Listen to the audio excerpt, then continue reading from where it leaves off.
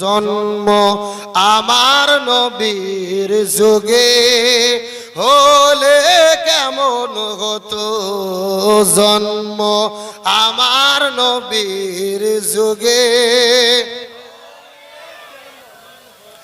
দুনয়নে রাসূল পাক দেখিলে কেমন হতো, জন্ম আমার নবীর যুগে। মাশাআল্লাহ সবাই, জন্ম আমার নবীর যুগে আসতো ভেসে হযরতে বিলালের মধুর আযান, যে আযানে ছিল এমন প্রেম মুগ্ধ রহমান। আসতো ভেসে হযরতে বিলালের মধুর আযান, যে আযানে ছিল এমন প্রেম মুগ্ধ রহমান। দয়াল নবীর পিছে নামাজ পড়িলে কেমন হতো, জন্ম আমার নবীর যুগে। মাশাআল্লাহ সবাই, জন্ম আমার নবীর যুগে দুনয়নে রাসূল পাক দেখিলে কেমন হতো, জন্ম আমার নবীর যুগে হতো, জন্ম আমার নবীর যুগে। দিনই কত আলোচনাই থাকিতাম আমি অধম, সামনে রাসূল পাক হতো পাশে সাহাবাগণ। দিনই কত আলোচনাই থাকতাম আমি অধম, সামনে রাসূল পাক হতো পাশে সাহাবাগণ। আবু বকর ওমর ওসমান আলী সঙ্গী কেমন হতো, জন্ম আমার নবীর যুগে হতো, জন্ম আমার নবীর যুগে দুনয়নে রাসূল পাক দেখিলে কেমন হতো, জন্ম আমার নবীর যুগে হতো, জন্ম আমার নবীর যুগে হতো, জন্ম আমার নবীর যুগে। আলহামদুলিল্লাহ, পৃথিবীর মানচিত্রে প্রায় 2 শতাধিক স্বাধীন দেশের মধ্যে ভারতের পশ্চিমবঙ্গ রাজ্যের দিনাজপুর 24 পরগনা জেলার অন্তর্গত পাইকারডাঙ্গা জামে মসজিদ ও যুব সমাজ কর্তৃক আয়োজিত 2 দিন ব্যাপী ইসলামী জালসার আজকে প্রথম রজনী। আজকের মাহফিলের সম্মানিত সুযোগ্য সভাপতি, সম্মানিত প্রধান অতিথি, আমন্ত্রিত উলামায়ে কিরাম, আমার সামনে উপস্থিত দিনদার পরেশগার ইমানদার মুত্তাকি ভাইরা, পর্দার অন্তরালে আমার মা বোনেরা আছে না নাই? আরো জোরে বলেন, আছে না নাই? বসেন, 2 জনে চেয়ার না বসেন, দেখি চেয়ার সামনে না। জি, সবাই চিৎকার করে বলেন, পর্দার অন্তরালে মা বোনেরা আছে না নাই? তাদের জন্য আলোচনা করা দরকার, যেহেতু ওরাই পশ্চিমবঙ্গ রাজ্যের সরকার। কতক্ষণ ঠিক কিনা? সকলের প্রতি শ্রী মোতাবেক শুভেচ্ছা জ্ঞাপন করে এই মুহূর্তে জানতে চাচ্ছি আপনারা সকলে কেমন আছেন?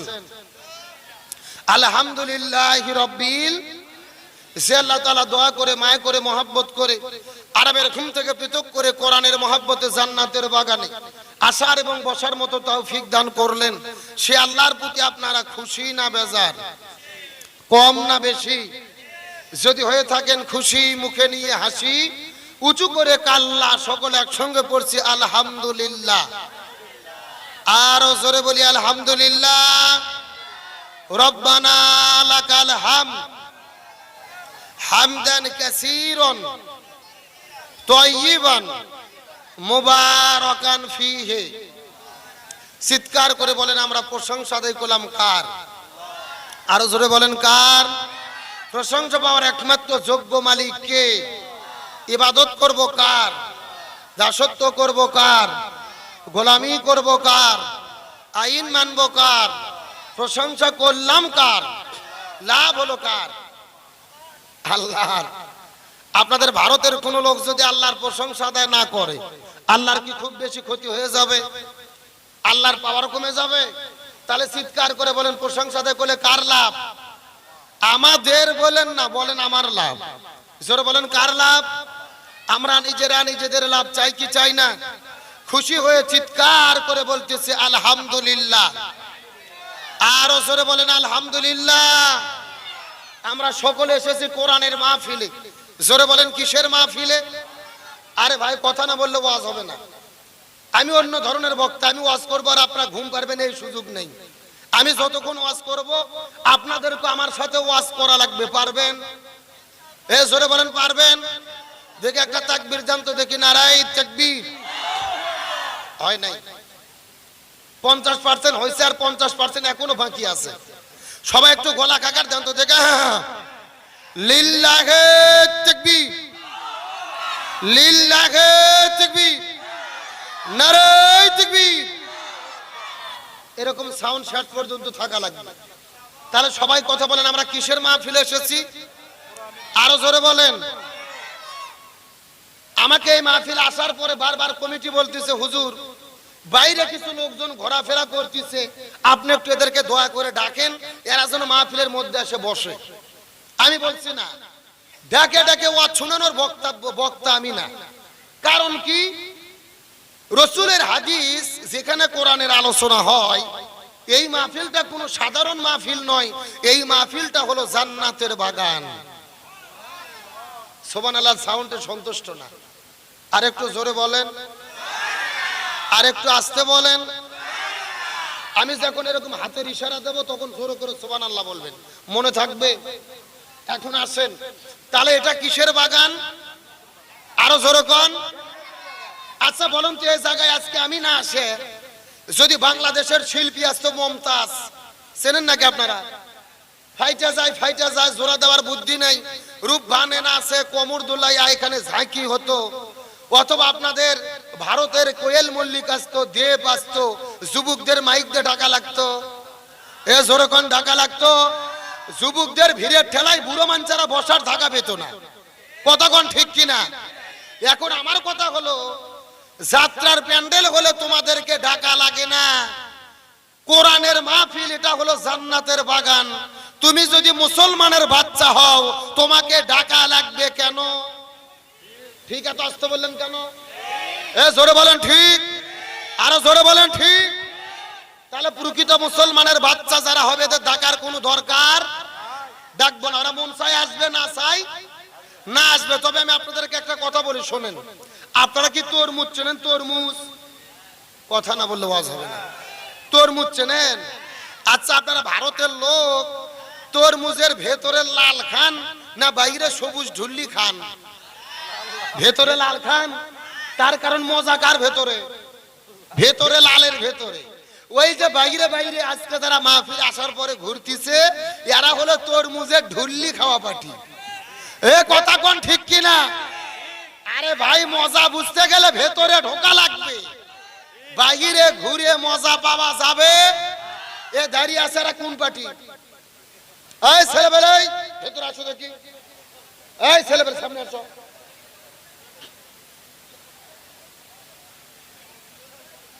মিডিয়ার কর্মী হসো থেকে কি সার আছে নাকি? তোমরাই ওয়াজ শুনবা। এখানে মিডিয়া লেগে আছে 50টা, সামনের লোক তো কথাই বলতে পারতেছে না। তোমরা ক্যামেরা ধরে ধরে থাকো, ওরা চলে গেলে যাবে, ওয়াজ আজকে তোমাদেরই শোনা লাগবে। কথা কন না কে?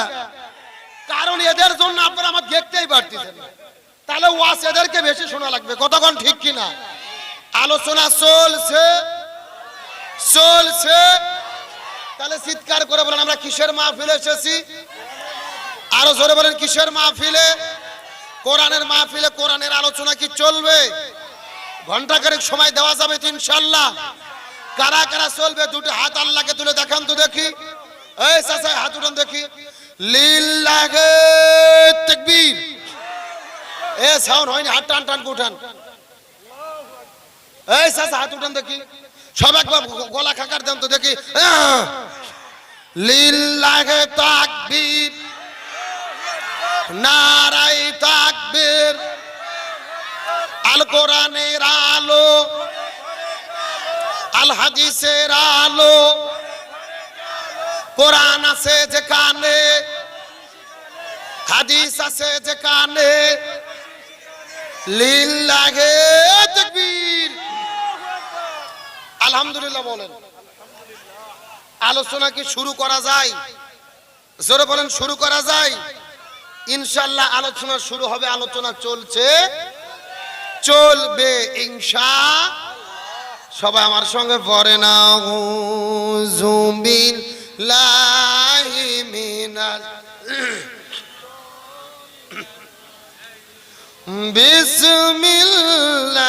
বিসমিল্লাহির রহমানির রহিম। কোরআন তেলাওয়াত হলে আমরা কি করব? রাসূল বলেছেন যারা কোরআন তেলাওয়াত শোনার পরে আল্লাহু আকবার বলে চিৎকার করবে, ওদের জীবনের সমস্ত বালা বিপদ মুসিবত রোগ আল্লাহ ভালো করে দেবে। চিৎকার করে বলেন তো দেখি আল্লাহু আকবার। আরো জোরে বলেন আল্লাহু আকবার। ইয়া আইয়ুহার রাসূল বাল্লিগ মা উনজিলা ইলাইকা মির রাব্বিক ওয়া ইন লাম তাফআল ফামা বাল্লাগতা রিসালাতাহু ওয়াল্লাহু ইয়াসিমুকা মিনান নাস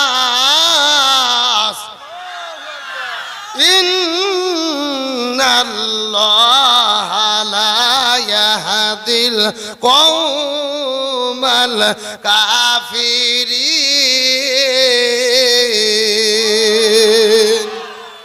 সূরা মাআদাব 6 নম্বর পারার 18 নম্বর পৃষ্ঠার 10 নম্বর লাইন 67 নম্বর আয়াতে কারিমা। তাফসীর ইবনে কাসির, তাফসীরে কাবির, তাফসীরে কুরতুবী, তাফসীরে মনির, তাফসীরে মারিফুল কোরআন, তাফসীরে খাজিন, তাফসীরে তাবারি, তাফসীরে ফি জিলালিল কোরআন, তাফসীরে তাফহিমুল কোরআন। এই আয়াতের উপর ভিত্তি করে এক নয় দুই নয় অন্তত 10টা তাফসীর গ্রন্থ আমি দেখেছি। এই আয়াতের ভেতরে আল্লাহ তাআলা এত পরিমাণ কথা বলেছেন। এই আয়াতের উপর ভিত্তি করে বর্তমান প্রেক্ষাপটকে বিল করে যদি আলোচনা শুরু করা হয়, আলোচনা চলতে চলতে দিনের পরে দিন চলে যাবে, মাসের পরে মাস চলে যাবে, তারপর আলোচনা শেষ হবে না। জোরে বলা যাবে কি মারহাবা? আচ্ছা মানুষ বলো দেখি রাত্রি কেন কালো? সূর্য বলো কোথা থেকে পাইলো এত আলো?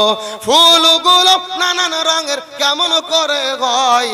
পাতাগুলো সবুজ বটে ফুলের মতো নয়। দুধ কেন এত সাদা? মরিচি কেন জাল? আমগুলো পাকলে বলো কেমনি হয় তা লাল? আরে পশু পাখি পাই না কথা, মানুষ কেন কয়? বড় মানুষ বলো দেখি কিভাবে তা হয়? ভাবি সবই মহান প্রভুর দান। প্রাণ, নত শিরে সিজদা করো হে মুসলমান। আরে ডিমগুলো একই রকম, পার্থক্য নেই মোটে, তবে সাদা কালো বাচ্চাগুলো কেমন করে ফোটে। আমরা সবাই বাস করি এই পৃথিবীর রঙে, হাতের লেখা মুখের চেহারা মেলে না কারো সঙ্গে, আর মেলে না গলার আওয়াজ আঙুলগুলোর টিপ। আল্লাহ তাআলা একজন আছে, প্রমাণ হলো ঠিক, চিৎকার করে বলেন মারহাবা। জোরে লা ইলাহা, জোরে লা ইলাহা, ও লা ইলাহা, লা ইলাহা ইল্লাল্লাহু মুহাম্মাদুর রাসূলুল্লাহ। সকলে পড়ি সাল্লাল্লাহু। তাম পৃথিবীর বৃক্ষকে কলম বানিয়ে সাত সমুদ্রের পানিকে কালি বানিয়ে লিখলেও কোরআনের একটা শব্দের ব্যাখ্যা লিখে শেষ করা যাবে। আমি সে কোরআন থেকে একটা আয়াতে কারিমা তিলাওয়াত করেছি, সর্বোচ্চ 30 থেকে 40 মিনিট আলোচনা হবে। আলোচনা কি শেষ করা সম্ভব হবে? যদিও সম্ভব নয়, তারপর আয়াতের উপর ভিত্তি করে বর্তমান প্রেক্ষাপটকে মিল করে যতটুকু আলোচনা জানা শোনা এবং আমল করা অতীব জরুরি, ততটুকু আলোচনা এই গুনাহগারের মুখ থেকে যেন আল্লাহ তাআলা বের করে দেয়। সকলে পড়ি আমিন। তার আগে আমি আপনাদেরকে একটা কথা জিজ্ঞেস করতে চাই, আমার কথা বুঝতে কি কোনো সমস্যা হচ্ছে, কোনো কষ্ট হচ্ছে? আমি কিন্তু আপনাদের ভারতের হিন্দি ভাষা বুঝি না। কি ভাষা? আপনারা নিজেরা যখন হিন্দি বলেন আমি হা করে চেয়ে থেকে বোঝার কোনো বুদ্ধি নেই।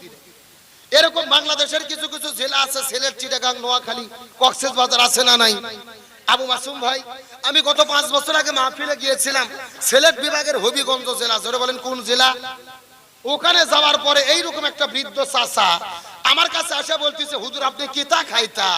এ গু খাইতা না ও গু খাইতা? সাদা গু খাইতা না কালা গু খাইতা? শুকনা গু খাইতা না ভিজে গু খাইতা? আমি চিন্তা করলাম, কে রে, আমি কি ঢাকা থেকে গু খাওয়ার জন্য আসলাম? আমি বললাম আমি গু খাইতাম না, তোদের গু তোরাই খাগা। তখন শিক্ষিত একটা ছেলে এসে বলতেছে, হুজুর আসলে আপনি তো বুঝতে পারেননি, আমাদের এখানে তো গু মানে গু না, গু মানে হলো এইটা। আমার কাছে 2 ধরনের মিষ্টি নিয়ে এসেছে, একটা হলো সাদা মিষ্টি আর একটা হলো কালো মিষ্টি। আপনারা কি মিষ্টি চেনেন? এ গোল্লা চেনেন না? গোল্লা একটা হলো সাদা গোল্লা আর একটা হলো কালো গোল্লা। এদের বলা দরকার ছিল, হুজুর আপনি এটা খাবেন না ওটা খাবেন, সাদাটা খাবেন না কালোটা খাবেন, শুকনাটা খাবেন না ভিজেটা খাবেন। তা না বলে আমাকে বলতিছে, হুজুর আপনি এগু খাইতা না ও গু খাইতা? সাদা গু খাইতা না কালা গু খাইতা?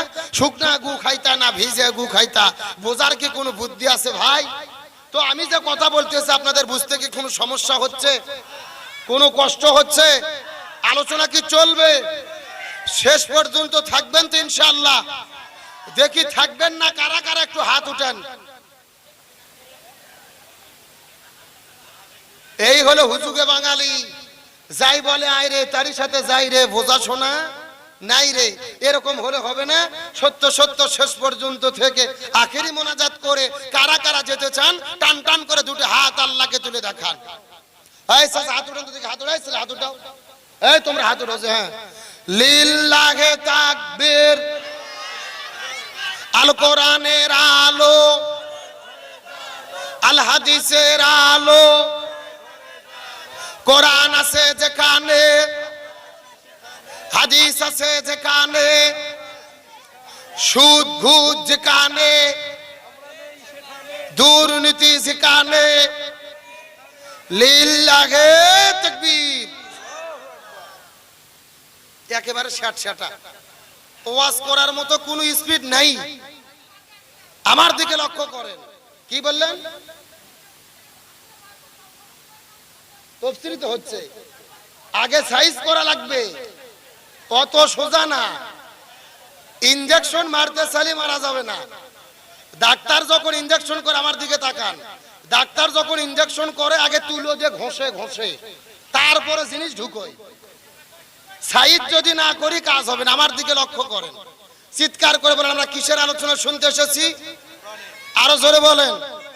কোরআনের মধ্যে সবকিছু আছে না নাই? সুদের কথা কথা কয় না। আপনাদের এলাকায় কি 2-1টা সুদখোর আছে নাকি? আছে না নাই? কোরআনের মধ্যে ঘুষের কথা, জিনার কথা, অর্থনীতি, সমাজনীতি, কোরআনের মধ্যে তো সবকিছু আছে, বুঝবো কেন? আমার দিকে তাকান। অর্ধ পৃথিবীর খলিফা হযরত উমর ফারুক, আপনারা কি নাম শুনেছেন? হযরত উমর ফারুকের কাছে কয়েকজন খ্রিস্টান পাদ্রী এসে জিজ্ঞাসা করে বলতেছে, এ মুসলমানের খলিফা, আমরা তোমাদের কাছে 4টা প্রশ্ন করতে চাই। জোরে বলেন, কয়টা? এই 4টে প্রশ্নের উত্তর যদি তোমরা কোরআন থেকে বের করে দিতে পারো, আমরা পাদ্রী কথা দিলাম, আমরা কালেমা পড়ে মুসলমান হয়ে যাব। একটু জোরে বলেন, চিৎকার করে বলেন তো দেখি, প্রশ্ন করবেন কয়টা? আরো জোরে বলেন। অর্ধ পৃথিবীর খলিফা আমিরুল মুমিনিন হযরত উমর ফারুক রাদিয়াল্লাহু তাআলার কাছে খ্রিস্টান পাদ্রীগুলো এসে ডাকতে বলে, মুসলমানের খলিফা, আমরা তোমাদের কাছে 4টা প্রশ্ন করতে চাই। এই 4টা প্রশ্নের উত্তর যদি তোমরা কোরআন থেকে দিতে পারো, আমরা পাদ্রী কথা দিলাম, আমরা কালেমা পড়ে মুসলমান হয়ে যাব। প্রশ্ন করবেন কয়টা?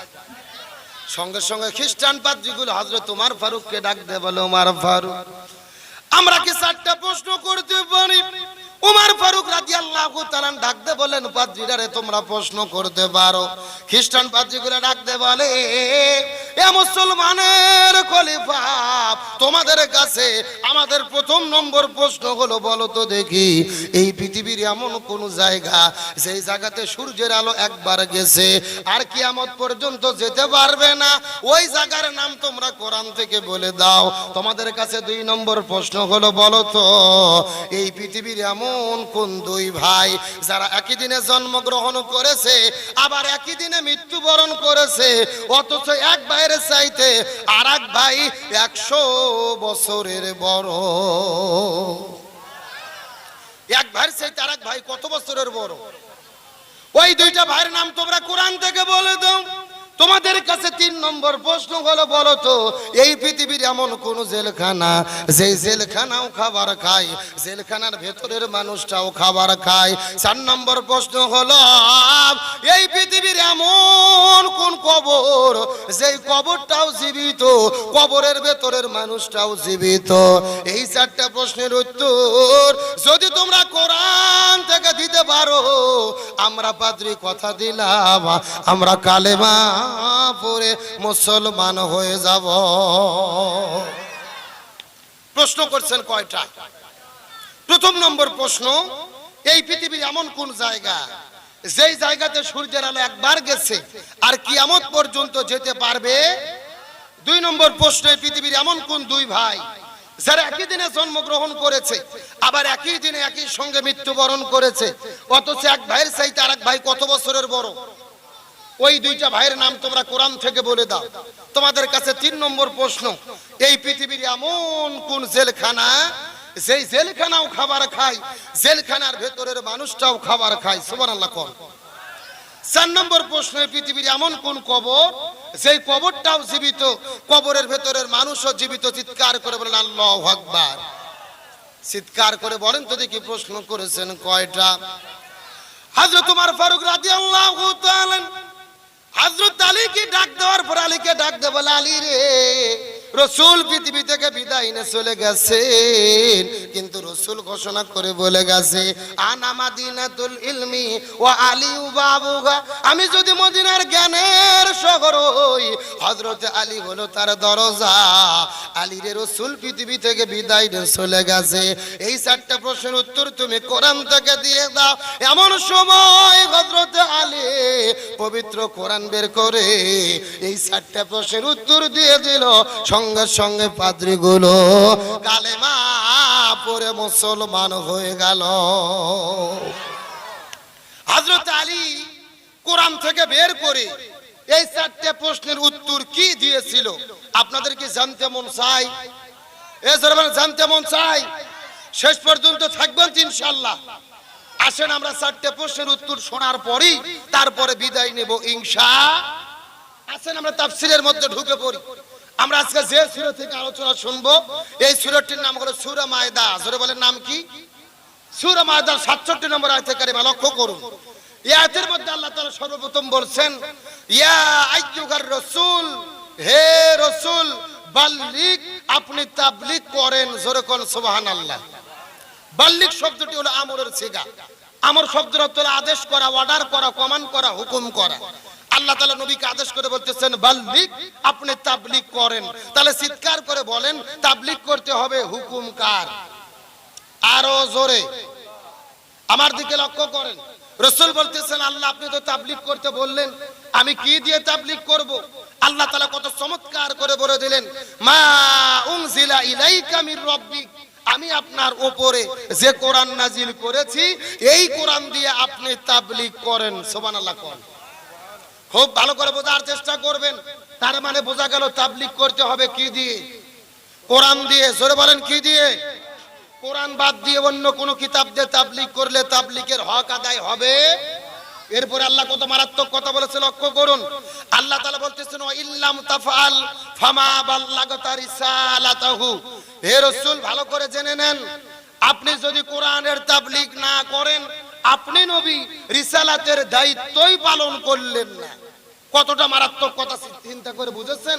এরপরে আল্লাহ তাআলা বলতেছেন ওয়াল্লাহু ইয়াসিমুকা মিনান নাস।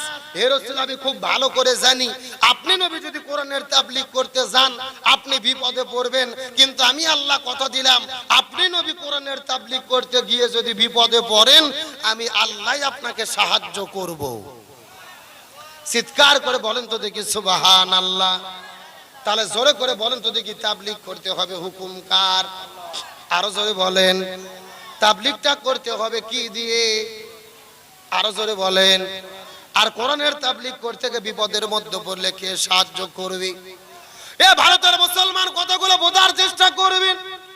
আমি কিন্তু আপনাদের মধ্যে আজকে দীর্ঘক্ষণ আলোচনা করব না, মাত্র কয়েক মিনিটের ভেতরে একটা মেসেজ আপনাদেরকে দেওয়ার পরে বিদায় নিয়ে চলে যাওয়ার চেষ্টা করব।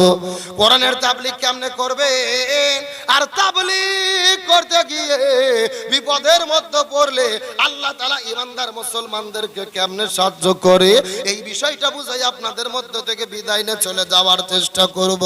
আমার নবীর উপরে আল্লাহ যখন কোরআন নাজিল করেছে, আমার নবীজি যখন কোরআনের দাওয়াত দেওয়ার জন্য বাড়ি থেকে বের হয়েছে, আমার নবীজি যখন তায়েফের ময়দানে চলে গিয়েছে, ওই কাফিরের বাচ্চারা নবীকে পাথরের পর পাথর মারা শুরু করে দিয়েছে। আমার নবীজি পাথরের আঘাত খাইতে খাইতে মাটির মধ্যে পড়ে গেছে। কিছুক্ষণ পরে নবীজির আবার হুঁশ হয়েছে, তারা আবার নবীজিকে পাথর মারা শুরু করে দিয়েছে। নবীর শরীরের মধ্য থেকে একটা ফোঁটা রক্ত বের হয়েছে। আল্লাহ তাআলার কুদরতি মনের মধ্যে বড় কষ্ট লেগে গেছে। আল্লাহ তাআলা ডাকতে বলে জিবরাইল রে আর তুমি বসে থেকো না, ওই তায়েফের ময়দানে তোমাকে ছুটে যাওয়া লাগবে। তার কারণ হলো নবীর শরীরের মধ্য থেকে একটা ফোঁটা রক্ত বের হয়েছে, ওই রক্তটা জমিনের মধ্যে পড়তে দেওয়া যাবে না। তার কারণ হলো নবীর শরীরে রক্ত যদি জমিনের মধ্যে পড়ে যায় ওই জমিনের ভেতরে সাথে সাথে ভূমিকম্প শুরু হবে। লিল্লাহি তাকবীর।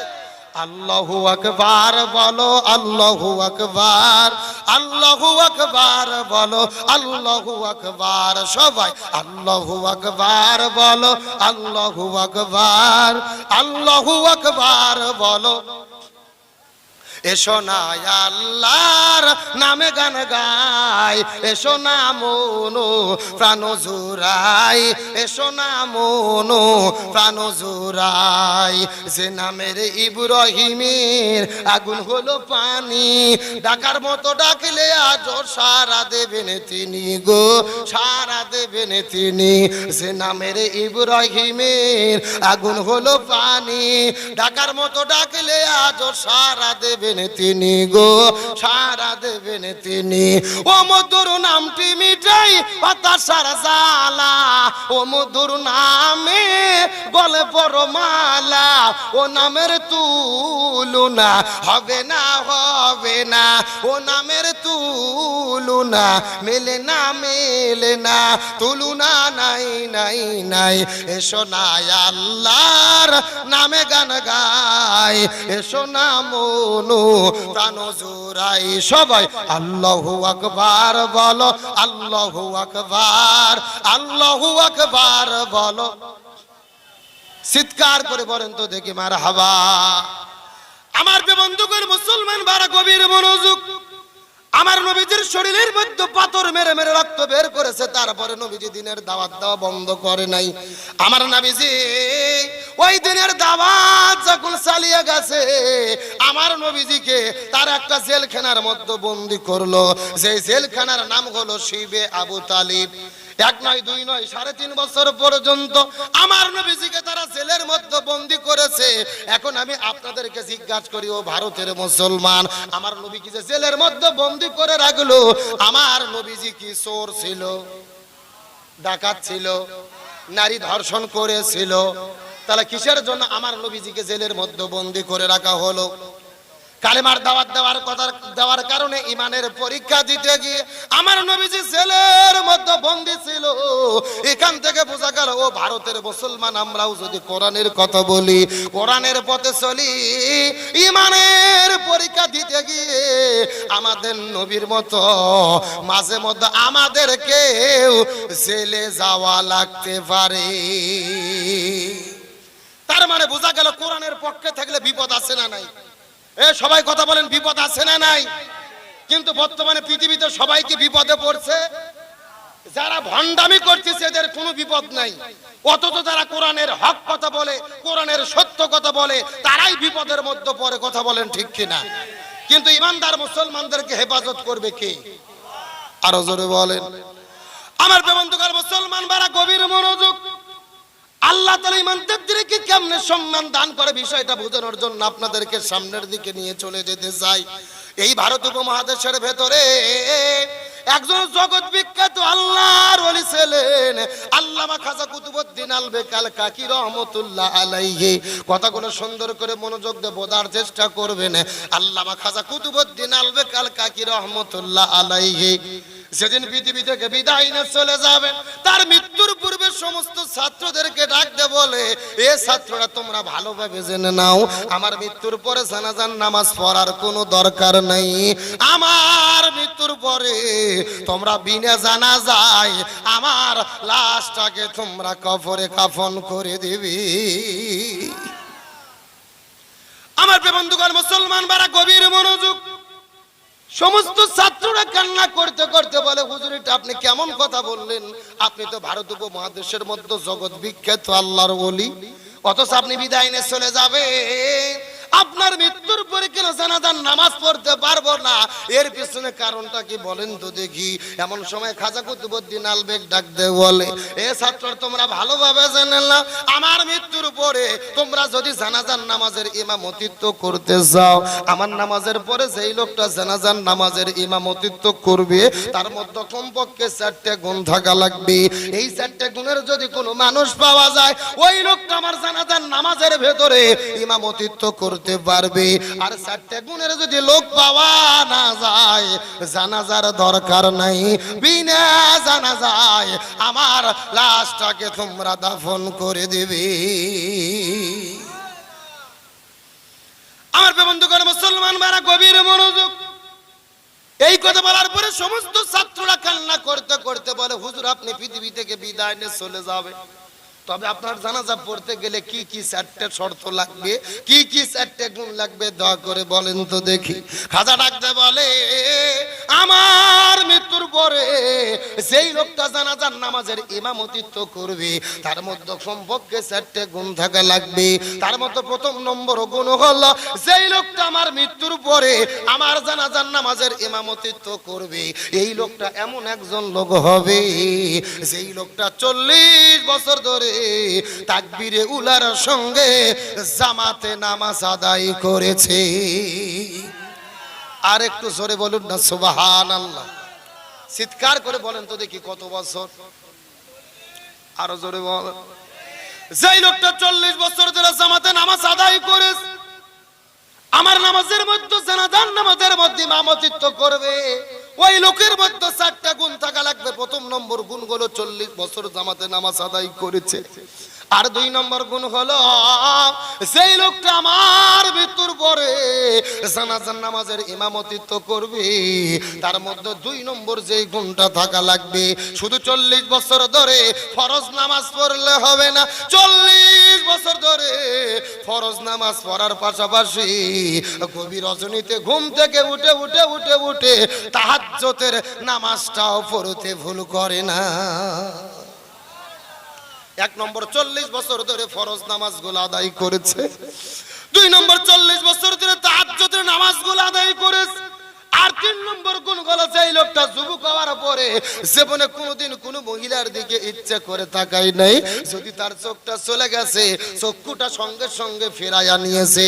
আর 4 নম্বর গুণ হলো, আমি আপনাদেরকে জিজ্ঞাসা করি বলেন তো দেখি আসরের ফরজ নামাজ কয় রাকাত?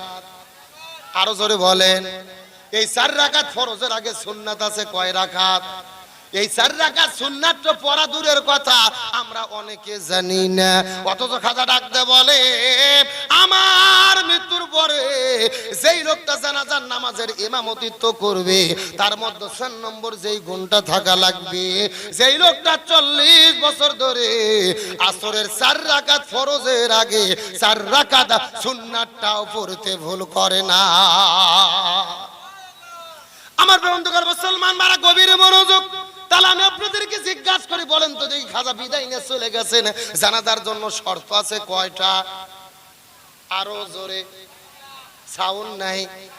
আচ্ছা আপনারা কি রাগ করতেছেন নাকি? মন খারাপ করতেছেন? এই যে আমি বসে আছি একেবারে সোজা, ডান দিকে এক ভাগ বাম দিকে এক ভাগ, আপনারা মুখ বন্ধ করে থাকেন। আপনারা বলেন তো দেখি খাজার জানাজার জন্য শর্ত আছে কয়টা? আরো জোরে, আপনারা মুখ বন্ধ করে থাকেন, আপনারা বলেন তো দেখি খাজার জানাজার জন্য শর্ত আছে কয়টা? ওরে বাবা, কেন ভাগ করে দেন? সাউন্ড বাড়তিছে, তার মানে আপনারা আলসামি করতেছেন না। আমার বন্ধুগণ মুসলমান বারা গভীর মনোযোগ। মাত্র কয়েক মিনিট আপনাদের মধ্যে কথা বলবো। ডানে যারা আছেন কথা বলবেন, বামে যারা আছেন কথা বলবেন, মঞ্চে যারা বসে আছেন তারাও কথা বলবেন। সবাই মিলে চিৎকার করে একসঙ্গে বলেন তো দেখি চতুর্দিকে যারা বসে আছেন তারাও কথা বলবেন। সবাই মিলে চিৎকার করে একসঙ্গে বলেন তো দেখি খাজার জানাজার জন্য শর্ত আছে কয়টা? আরো জোরে, জোর হলো না। খাজা পৃথিবী থেকে বিদায় নিয়ে চলে যাবে, তার মৃত্যুর পরে এই 4টা শর্তের লোক খুঁজে পায় কিনা, জানাজা হয় কি না হয়, এই আলোচনাটাকে শুনতে আপনারা রাজি আছেন? আরো জোরে বলেন রাজি আছেন? আলোচনা চলছে, এ জোরে বলেন চলছে। আমার বন্ধুগণ মুসলমান বারা গভীর মনোযোগ। এই 4টা শর্ত দেওয়ার পরে পরের দিন সকালবেলা খাজা সকালবেলা পৃথিবী থেকে বিদায় নিয়ে চলে গেলেন। খাজার মৃত্যু বরণ হয়ে গেল। কথাগুলো সুন্দর করে বোঝার চেষ্টা করবেন। খাজা পৃথিবী থেকে বিদায় নেওয়ার পরে চতুর্দিক থেকে হাজার হাজার মানুষের এসেছেন তার জানাজার নামাজ পড়ার জন্য। লক্ষ লক্ষ মানুষের আসার পরে তার জানাজার মধ্যে সে চোখের পানি ফেলে কান্না করতেছে। এখন আমি আপনাদেরকে জিজ্ঞাসা করি বলেন তো দেখি আজকেও পৃথিবীর ভেতরে আলেমেরা বিদায় নিলে মানুষেরা চোখের পানি ফেলে কান্না করে দোয়া করে কি করে না? আরো জোরে বলেন। এ ভারতের মুসলমান গভীর মনোযোগ বোঝার চেষ্টা করবেন। এই যে বাংলাদেশের মধ্যে মাত্র 3 মাস আগে একজন আলেম বিদায় নিয়ে চলে গেলেন, যার নাম হলো আল্লামা দিলওয়ার হোসেন সাইদি রহমতুল্লাহ আলাইহি। কথাগুলো গভীর মনোযোগ দিয়ে বোঝার চেষ্টা করবেন। আল্লামা সাইদি যখন বিদায় নিয়ে চলে গেল, তাম পৃথিবীর ভেতরে হাজার হাজার মানুষেরা চোখের পানি ফেলে কান্না করে দোয়া করেছে। এই ভারতের ভেতরে হাজার হাজার মানুষের আল্লামা সাইদির জন্য কান্না করে দোয়া করেছে। গতকালকে আমি গিয়েছিলাম আসামে, তার আগের দিনে মাহফিল করেছি কুচবিহারে, তার আগের দিনে মাহফিল করেছি দিনাজপুর জেলার ভেতরে। এই যে হুজুর বলতেছে শুধু হাজার হাজার নয়, লক্ষ লক্ষ মানুষেরা, এই ভারতের মানুষেরা আল্লামা সাইদির জন্য চোখের পানি ফেলে ফেলে দোয়া করেছে। বাংলাদেশের ৬৮,০০০ গ্রামের ভেতরে এমন কোন গ্রাম নাই যে গ্রামের মধ্যে আল্লামা সাইদির জন্য মানুষেরা চোখের পানি ফেলে কান্না করে দোয়া করেনি। এমন কোন মসজিদ নাই যেই মসজিদের মধ্যে আল্লামা সাইদির জন্য দোয়া হয় নাই। আল্লাহ তাআলা আমাকে সুযোগ দান করেছিল রে, আমি আল্লামা সাইদির জানাজার মধ্যে উপস্থিত হতে পেরেছিলাম। আলহামদুলিল্লাহ। আল্লাহ তাআলা আমাকে তৌফিক দান করেছিল। আমি পিরোজপুরি আল্লামা সাঈদীর যেই জায়গার মধ্যে জানাজা হয়েছিল ওই জায়গার মধ্যে আল্লাহ তাআলা আমাকে উপস্থিত হওয়ার মতো সুযোগ দান করেছিল। আমি আমার জীবনের ভেতরে আল্লামা সাঈদীর জানাজার ভেতরে যেই দৃশ্যগুলো দেখেছি এমন দৃশ্য পৃথিবীর মধ্যে কোনো জানাজার মধ্যে দেখি নাই। আমার প্রিয় বন্ধুগণ, মুসলমান ভাইরা, কথাগুলো বোঝার চেষ্টা করবেন। আল্লামা সাঈদী যখন বিদায় নিয়ে চলে গেল, টেলিভিশনের মধ্যে যখন খবর প্রচার করা হলো কোরআনের পাখি আল্লামা সাঈদী পৃথিবী থেকে বিদায় নিয়ে চলে গেছে, আমি বগুড়া জেলা থেকে ঢাকার উদ্দেশ্যে রওনা করলাম তার জানাজার নামাজের মধ্যে উপস্থিত হওয়ার জন্য। কিন্তু দুর্ভাগ্যজনক ঘটনা হলো ওই বাংলাদেশের ভেতরে এমন একটা জালেম বাদশা আছে, আলেমদেরকে সম্মান করে না, আলেমদেরকে দেখতে পারে না। জানাজার নামাজটা করার জন্য ঢাকা শহরে প্রস্তুতি নেওয়া হলো। আমি ঢাকা শহরের ভেতরে ফজর নামাজের সময় যখন চলে গেলাম, ওই কোরআনের পাখি আল্লামা সাঈদীর লাশটাকে বস্তার মতো টেনে টেনে ঘেঁষড়ে ঘেঁষড়ে নিয়ে চলে গেছে। ঢাকা শহরের মধ্যে জানাজা পর্যন্ত করতে দেয় নাই। যেই লোকটা দুইবারের এমপি ছিল ঢাকা শহরের মধ্যে, যার বাড়ি রয়েছে, অথচ তার জানাজাটা সঠিকভাবে করতে দিল না। এই ভারতের মুসলমান একজন আলেম পৃথিবী থেকে বিদায় নেওয়ার পরে তার জানাজা যদি করতে না দেওয়া হয়, এর চাইতে বড় জুলুম এই পৃথিবীর ভেতরে আর একটাও হতে পারে না। আমার বন্ধুগণ, মুসলমান মারা গভীর মনোযোগ বোঝার চেষ্টা করবেন। কিন্তু আল্লামা সাঈদীর লাশটাকে টেনে গেছে ঢাকা থেকে যখন পিরোজপুরের দিকে নিয়ে রওনা করে যাওয়া শুরু করে দেওয়া হলো। আমরা ঢাকা থেকে রওনা করলাম পিরোজপুরের দিকে, বেলা 2টার দিকে জানাজা হবে। কিন্তু সকাল 7টায় রওনা করে 2টার দিকে যখন পিরোজপুর জেলার মধ্যে গিয়েছি, ওই জায়গার মধ্যে যাবার পরে দেখি আশ্চর্যজনক ঘটনা। যেই মাঠের মধ্যে আল্লামা সাঈদীর জানাজা হবে ওই মাঠ থেকে কমপক্ষে 15 কিলো দূর পর্যন্ত হাজার হাজার গাড়িতে ব্লক হয়ে গেছে। চতুর্দিক থেকে লক্ষ লক্ষ মানুষেরা আসতেছে পঙ্গপালের মতো, চোখের পানি ফেলে ফেলে ফেলে ফেলে আল্লামা সাঈদীর লাশটা দেখার জন্য তারা পাগল হয়ে গেছে। অনেক কষ্ট করে সেখান থেকে যখন মাটির মধ্যে চলে গেলাম, 2টার দিকে জানাজা দেওয়ার কথা, কিন্তু জোর করে জানাজাটা দিয়ে দেওয়া হলো 1টার দিকে। জানাজার নামাজটা যখন শুরু হয়ে গেল, এ ভারতের মুসলমান আল্লাহর কসম করে বলে কথাটা বোঝার চেষ্টা করবেন। আল্লামা সাঈদীর যখন জানাজাটা শুরু হয়ে গেল, আমি লক্ষ্য করে দেখেছি আমার ছোট এই জীবনের ভেতরে কত মানুষের বাবা মা মারা যায়, চোখের পানি ফেলে কান্না করে না, অথচ আল্লামা সাঈদীর মৃত্যুর পরে জানাজার মধ্যে লক্ষ্য করে দেখেছি ওই লক্ষ লক্ষ মানুষেরা এমন জোরে কান্না করেছে, মনে হচ্ছে হাসরের ময়দানের একটা চিত্র আল্লাহ তাআলা জানাজার ভেতরে ঘটায়া দেশে। চিৎকার করে বলেন আল্লাহু আকবার। আমার বন্ধুগণ, মুসলমান বারা গভীর মনোযোগ। ওই আল্লামা সাঈদী যখন বিদায় নিয়ে চলে গেছে, আশ্চর্য হয়ে যাবেন যে এই ঘটনাটা শোনার পরে আল্লামা সাঈদীর বিদায়ের পরে আসমান কান্না করেছে, জমিনটাও কান্না করেছে।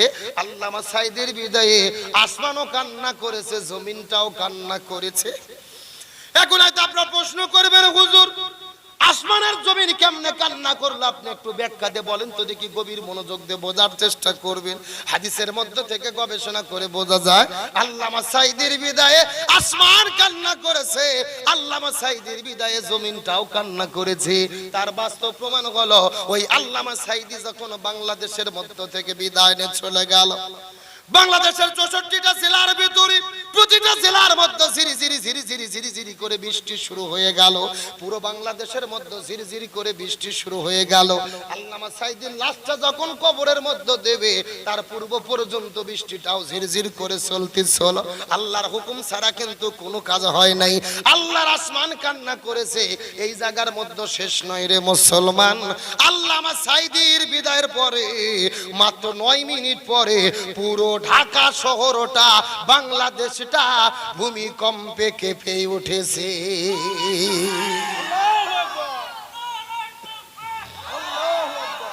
কোরআনের পাখিটির জন্য হৃদয় ঘুম রেখে দে শুধু যায়, জালিমের অসানলে হইল বিদায়। কোরআনের পাখিটির জন্য হৃদয় ঘুম রেখে দে শুধু যায় ডাকতো পাখিটি কোরআনের পথে বলতো কথা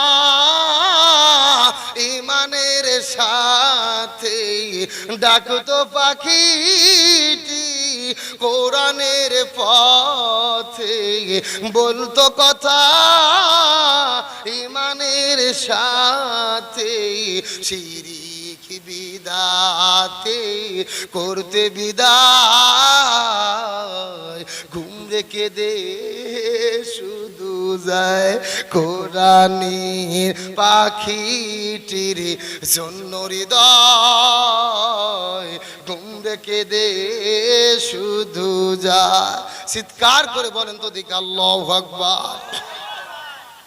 ওই কোরআনের পাখিটিকে বিদায় করে দেওয়া হলো, কিন্তু তার জানাজার মধ্যে লক্ষ লক্ষ মানুষ উপস্থিত হয়ে প্রমাণ করেছে আলেমের কোনো দোষ নাই।